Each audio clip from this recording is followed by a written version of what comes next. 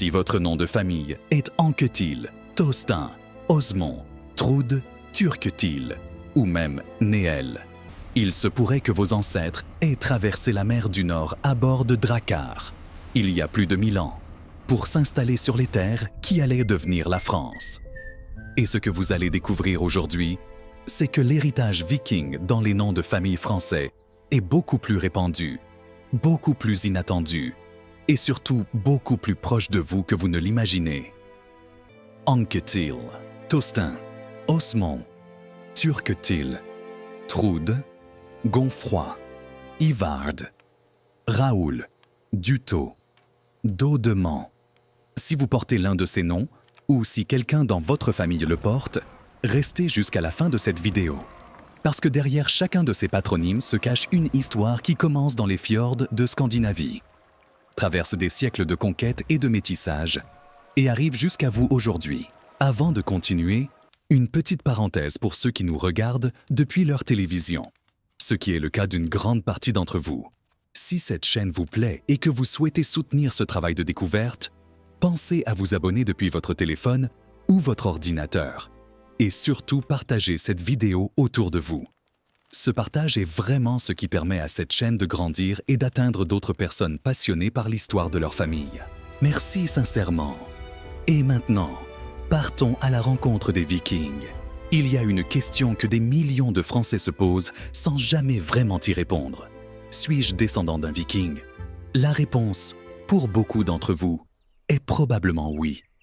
Pas d'une manière romantique et lointaine, abstraite et mythologique, mais d'une manière concrète, documentée, inscrite dans la forme même des syllabes que vous portez comme nom depuis votre naissance. Ce préfixe qui ouvre votre patronyme, ce suffixe particulier qui distingue votre famille des autres, cette voyelle un peu étrange que vos instituteurs n'arrivaient jamais à bien prononcer, tout cela pourrait être le dernier écho d'une langue parlée par des navigateurs scandinaves il y a plus de 11 siècles.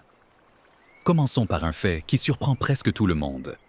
Les Vikings ne sont pas venus en France une seule fois. Ils y sont revenus, encore et encore, pendant plus de 200 ans. Et ils ne se sont pas contentés de piller les côtes normandes. Ils ont remonté la Seine jusqu'à Paris. Ils ont navigué sur la Loire jusqu'à Nantes et au-delà. Ils ont longé les côtes atlantiques jusqu'à l'embouchure de la Gironde. Et de là, ils ont remonté ce fleuve jusqu'à Bordeaux et même jusqu'à Toulouse. C'est un fait historique établi, documenté par les annales de Saint-Bertin, par les chroniques carolingiennes. La France n'est pas seulement un pays que les Vikings ont effleuré. C'est un pays dans lequel ils ont vécu, combattu, commercé et finalement, fondé des familles. Nous sommes au mois de mars 845. La Seine est froide et grise. Sur les rives qui bordent ce fleuve, les habitants des villages aperçoivent depuis leurs fenêtres des silhouettes inquiétantes.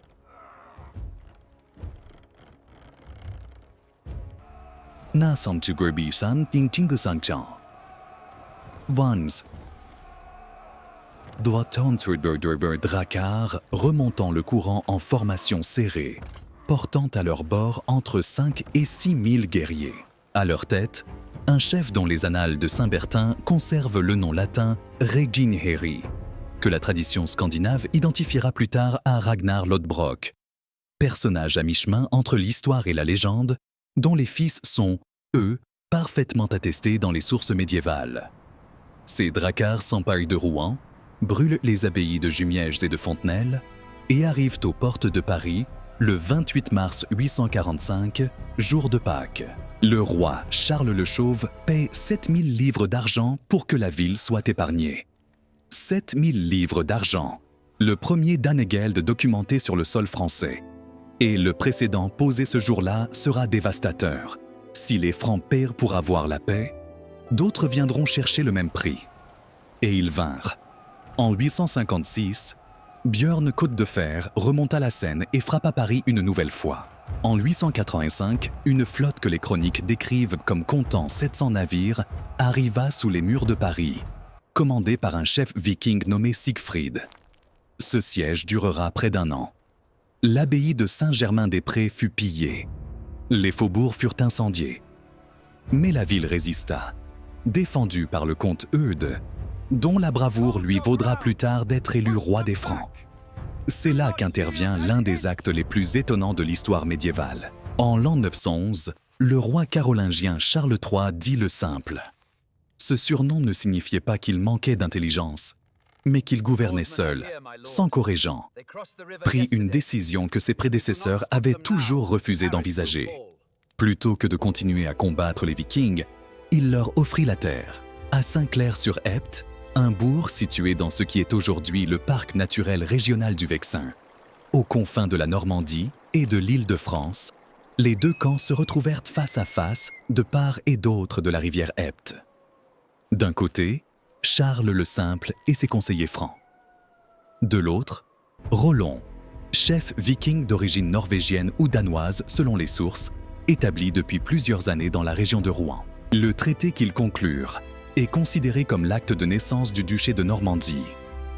Rollon recevait en fief la basse vallée de la Seine et les terres alentours.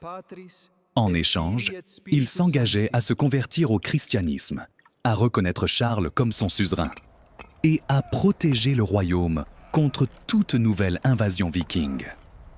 Ce qui s'est passé ensuite est fascinant. Et c'est là que les noms de famille entrent vraiment en scène. Les Vikings qui s'installèrent en Normandie à partir de 911 ne parlaient pas français. Ils parlaient le vieux norrois, cette langue germanique du Nord qui avait donné naissance aux Suédois, aux Danois, aux Norvégiens et à l'Islandais. Et leurs noms, des noms de guerriers, de dieux, de concepts guerriers, étaient radicalement étrangers aux oreilles des Francs. Mais en quelques générations seulement, quelque chose d'extraordinaire se produisit. Ces guerriers scandinaves épousèrent des femmes franques.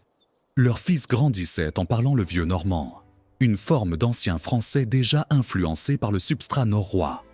Et leurs noms, peu à peu, se transformèrent. Les voyelles changèrent, les consonnes s'adoucirent, les formes scandinaves se francisèrent, et ce faisant, elles se cristallisèrent pour devenir des noms de famille qui existent encore aujourd'hui, portés par des Français qui, pour la plupart, ignorent tout de leur origine nordique. Prenons quelques exemples concrets. Anquetil, qui se concentre encore aujourd'hui principalement en Seine-Maritime et dans la Manche, vient du norrois Asketil, composé de deux éléments. As, qui désigne les dieux nordiques, les as de la mythologie scandinave, et Ketil, qui signifie chaudron ou casque. Asketil, le casque des dieux. Ce n'est pas un nom anodin. C'est le nom d'un guerrier qui se plaçait sous la protection divine. Au fil des siècles et des générations, les syllabes se sont contractées, les voyelles ont glissé, et Asketil est devenu Anquetil, un patronyme que des milliers de Français portent aujourd'hui sans imaginer qu'il porte en lui une invocation aux divinités de la mythologie nordique. Tostin, également très présent dans la Manche et en Seine-Maritime, descend du norrois Thorstein, composé de Thor, le dieu du tonnerre, le plus populaire de la mythologie viking, et de Stein, qui signifie pierre. Thor, pierre. La force du dieu combinée à la solidité du roc. C'était un nom que les parents vikings donnaient à leurs fils comme on donnerait une armure. Turketil et Turgis partagent la même racine divine. Thor, associé cette fois à Ketil ou à Gisle. Trude vient de Thorwald, composé de Thor et de Wald, puissance.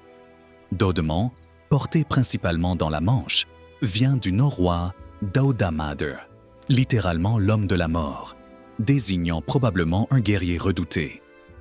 Osmond est formé d'un nom de divinité germanique et du mot Maund, protection. Et Ivar descend directement du norrois Ivar, le nom d'un chef viking qui avait régné sur Dublin avant que ses descendants ne s'installent sur les côtes françaises. Mais voici ce qui est peut-être le plus surprenant. Ces noms vikings ne sont pas seulement des curiosités linguistiques. Ce sont les preuves d'une transformation humaine extraordinaire. Parce que les hommes qui portaient ces noms norrois se sont convertis au christianisme. Ils ont appris une nouvelle langue. Ils ont adopté les coutumes locales. Et en l'espace d'une ou deux générations, ils sont devenus indiscernables de la population franque qui les avait précédés. Les archéologues qui fouillent le sol normand le confirment. Les traces matérielles des Vikings sont étonnamment rares. Quelques armes retrouvées à Pitre, sur la Seine, à l'emplacement d'un camp fortifié viking documenté par les textes. Une tombe isolée, mais pas les grandes nécropoles scandinaves avec leur mobilier funéraire caractéristique, parce que les Vikings installés en Normandie s'étaient déjà convertis, s'enterraient déjà comme des chrétiens francs dans des cimetières paroissiaux indifférenciés. Leurs traces physiques avaient disparu, mais leurs traces onomastiques, leurs traces dans les noms, avaient survécu. Et les Normands descendent-ils vraiment des Vikings, génétiquement parlant? La science a tenté de répondre. L'Université de Leicester a lancé un grand projet d'ADN généalogique en collaboration avec le Centre de recherches archéologiques et historiques de l'Université de Caen, concentrant l'étude sur le département de la Manche, là où les patronymes d'origine scandinave sont les plus nombreux. Les résultats, après analyse de dizaines d'échantillons prélevés chez des Normands portant des noms vikings, furent à la fois fascinants et nuancés. Un marqueur génétique spécifique, l'aplogroupe I1, très présent chez les Scandinaves, fut retrouvé chez une fraction des participants.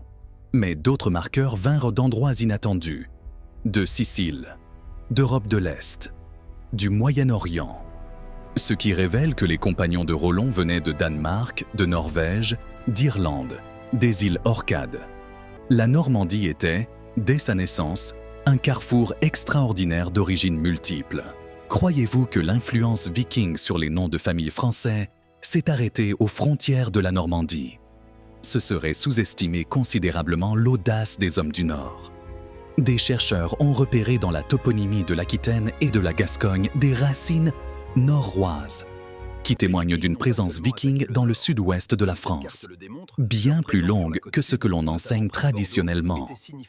Les Vikings avaient remonté la Garonne jusqu'à Toulouse dès 844. Ils avaient assiégé Bordeaux en 848 pendant plusieurs mois. Et certains d'entre eux s'étaient installés dans des zones stratégiques, autour de l'embouchure de la Gironde, autour de Cap-Breton, à l'embouchure de l'Adour, autour de Mimizan sur la côte landaise. Des noms de lieux en Og, colline ou motte castrale en norrois, ont été identifiés le long de la rive droite de la Garonne, là précisément où une présence militaire viking aurait eu un sens stratégique, à Blagnac, dans la banlieue de Toulouse, à Bouliac, près de Bordeaux, à Marac, près de Bayonne. Ces traces toponymiques demeurent discutées parmi les spécialistes, mais le débat lui-même est révélateur. Les Vikings ont laissé des empreintes que nous ne savons pas encore entièrement lire. Il faut aussi parler d'une catégorie de noms qui complique encore davantage l'enquête. Les noms apportés en Normandie, non pas directement de Scandinavie, mais via l'Irlande et les îles britanniques. Les compagnons de Rollon n'étaient pas uniquement des Scandinaves purs. Il y avait parmi eux des Celto-Scandinaves, des Vikings d'Irlande et des îles Orcades, qui parlaient une forme hybride de norrois mêlés de gaélique. Ces hommes apportèrent avec eux des noms qui n'étaient déjà plus purement nordiques. Le nom Néel, et dans certains cas Noël, peut ainsi, dans des familles normandes anciennement établies dans le Cotentin, descendre du norrois Njal, un prénom que des Vikings irlandais apportèrent depuis l'Irlande. Ce nom est d'ailleurs attesté dans la toponymie normande à travers Néou, commune du Cotentin, et dans les registres médiévaux qui documentent la présence de familles portant ce prénom dans la région. Gonfroy et sa variante Geffroy, que l'on retrouve encore dans plusieurs familles normandes, viennent de formes norroisées de noms germaniques anciens, illustrant cette frontière parfois ténue entre ce qui est strictement norrois et ce qui est simplement germanique commun. Ce que cela signifie en pratique, certains noms d'apparence ordinaire, que l'on croit d'origine franque, pourraient en réalité avoir été transmis par la branche normande, c'est-à-dire par des ancêtres qui se considéraient eux-mêmes comme des descendants des hommes du Nord. Il faut aussi mentionner un nom qui illustre avec précision comment un prénom de guerrier scandinave peut traverser 11 siècles et devenir un patronyme parfaitement intégré dans la société française. Ce nom, c'est Raoult, ou Raoul dans certaines de ses formes, et il vient du norrois Ratulfr, composé de Rath, conseil, et Ulfr, loup, le loup du conseil. Ce nom fut celui de plusieurs personnages importants de l'aristocratie normande médiévale.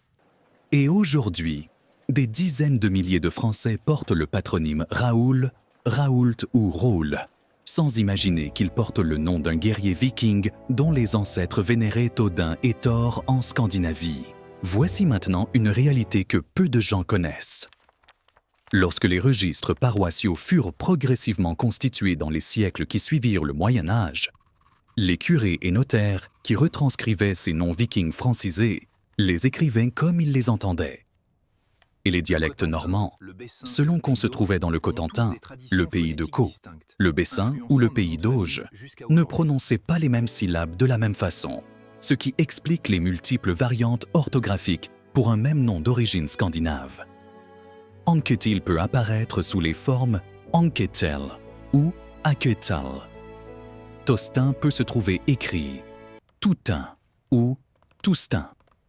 Cette instabilité orthographique, documentée dans les archives paroissiennes, signifie concrètement que votre patronyme actuel pourrait être la version légèrement déformée d'un nom qui, avant toutes ces transformations, sonnait clairement norrois. La Normandie est également parsemée de noms de lieux d'origine norroise qui ont survécu jusqu'à aujourd'hui et qui constituent des balises géographiques de l'installation scandinave médiévale.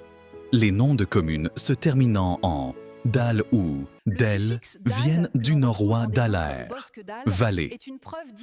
Ceux qui contiennent bœuf viennent du norrois Bol, demeure. Et les noms comportant le préfixe og ou ag viennent du norrois auger, hauteur ou promontoire, barfleur, harfleur, honfleur. Le suffixe fleur vient du norrois floie, baie ou estuaire.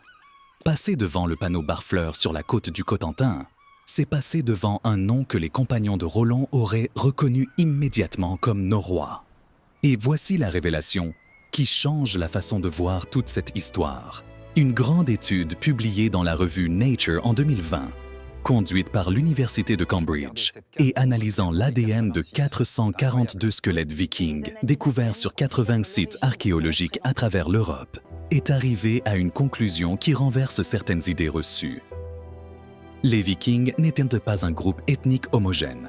Certains squelettes enterrés avec tout le mobilier funéraire typique d'un guerrier viking présentaient des marqueurs génétiques d'Europe du Sud ou d'Asie centrale, ce qui signifie que l'identité viking était avant tout culturelle, non ethnique. Un homme pouvait être viking par sa langue, ses croyances, ses pratiques guerrières et maritimes, tout en n'ayant aucune origine scandinave au sens strictement génétique. Porter un nom d'origine norroise n'implique donc pas nécessairement d'avoir du sang scandinave.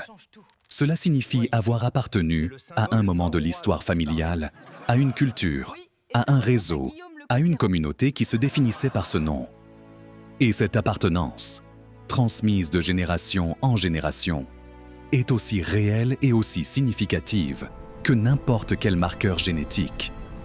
Pensez maintenant à Roland lui-même, dont le vrai nom norrois était probablement Rolf. Cet homme qui avait traversé la mer du Nord depuis la Scandinavie, qui avait remonté la Seine avec ses dracars, finit sa vie converti au christianisme, gouvernant un territoire qui portait déjà le nom de Normandie, la terre des hommes du Nord. Et aujourd'hui, si vous portez le nom Anquetil dans la Manche, ou Tostin en Seine-Maritime, ou Osmond quelque part en Normandie, vous descendez peut-être, pas certainement, mais peut-être, d'un compagnon de cet homme, d'un guerrier qui avait traversé des mers et survécu à des batailles pour finalement s'installer dans un village normand, y fonder une famille, y donner à ses fils ce prénom norrois qui allait devenir, quelques générations plus tard, le nom de famille que vous portez aujourd'hui. La prochaine fois que vous entendrez prononcer un Anketil ou un Tostin, un Trude ou un Osmont, pensez à ces hommes qui traversèrent la mer du Nord il y a plus de 1000 ans avec leurs dracars, leurs dieux et leurs noms. Pensez à la façon dont ce nom a survécu à la conversion, à la francisation, aux erreurs de copie des curés médiévaux, aux migrations et aux siècles. Il est arrivé jusqu'à nous intact dans son essence, prêt à raconter encore une histoire à ceux qui prendront le temps de l'écouter. Portez-vous l'un de ces noms normands d'origine viking, ou connaissez-vous quelqu'un dans votre famille qui le porte? Y a-t-il dans votre arbre généalogique un nom dont l'étymologie vous a toujours intrigué?